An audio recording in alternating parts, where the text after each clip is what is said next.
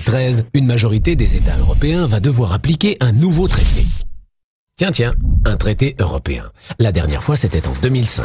C'était compliqué. Alors on avait lu, réfléchi, débattu. Et finalement, on avait dit non au référendum. C'était gênant. Alors les chefs d'État européens ont coupé, copié, collé, recollé des morceaux du traité. Ils l'ont appelé traité de Lisbonne. Et la droite plus la majorité du PS l'ont fait passer sans référendum. Cette fois-ci, ils ne veulent pas prendre de risque, pas de référendum. Ce nouveau traité, c'est le TSCG, ou plus simplement, le pacte budgétaire. Et le TSCG, c'est compliqué. Il y a d'abord la fameuse règle d'or. C'est l'obligation pour les pays d'arriver à l'équilibre budgétaire, c'est-à-dire ne pas dépenser plus qu'ils ne gagnent.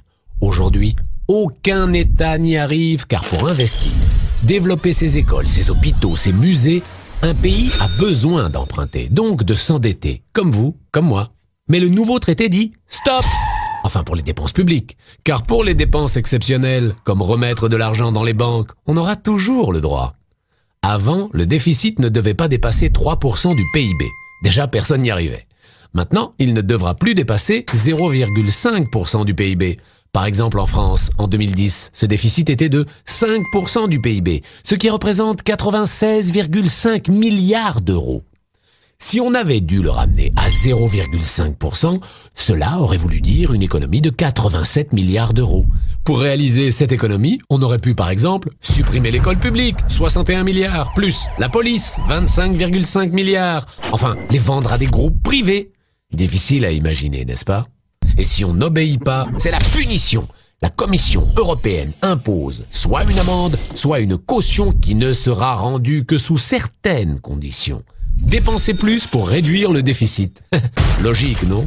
La nouvelle Europe, c'est l'Europe austéritaire. Elle va asphyxier les États et les peuples en les obligeant à dépenser toujours moins et à taxer toujours plus. Dans cette nouvelle Europe, il sera impossible, voire illégal d'investir sur le long terme.